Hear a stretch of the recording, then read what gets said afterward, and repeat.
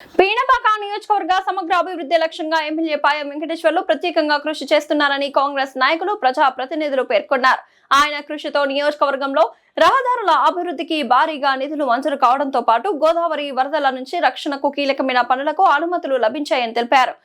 ఇదే సమయంలో మణుగూరు పారిశ్రామిక రంగానికి అత్యంత కీలకమైన Singareni PKOC 2 deep side block దక్కడం భవిష్యత్తుకు శుభ పరిణామం పేర్కొన్నారు. రోడ్ల అభివృద్ధికి 380.90 కోట్లు, హైబ్రిడ్ యాన్యుటీ విధానం తొలి దశలో భద్రాద్రి కొత్తగూడెం జిల్లాలో 266 కిలోమీటర్ల మేర రహదారుల అభివృద్ధికి 380.90 కోట్ల నిధులు మంజూరయ్యాయి. ఇందులో పీనపాక నియోజకవర్గ పరిధిలో 21 రహదారులకు సంబంధించి 79.79 కిలోమీటర్ల మేర అభివృద్ధి పనులు చేపట్టనున్నారు. మణుగూరు, పీనపాక, అశ్వాపురం, కరకగూడెం మండలాల్లోని పలు గ్రామాలకు కలుపుతూ రహదారుల అభివృద్ధి జరగనుండడంతో గ్రామీణ ప్రాంతాల రవాణా సౌకర్యాలు మరింత మెరుగుపడనున్నాయి. గోదావరి వరదలకు శాశ్వత రక్షణ దిశగా అడుగులు.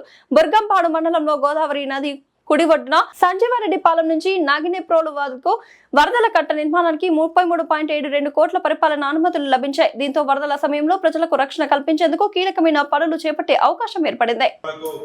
మరి అక్కడ కూడా నిధులు మంజూరు చేయడం జరిగింది. 33,72 లక్షలు మంజూరు చేయడం జరిగింది. ఈ రకం అభివృద్ధి కార్యక్రమాలకు సంబంధించి ప్రభుత్వం పెద్ద ఎత్తున నిధులు మంజూరు చేస్తా ఉంది. కోట్ల రూపాయల నిధులు పీనపాక నియోజకవర్గానికి.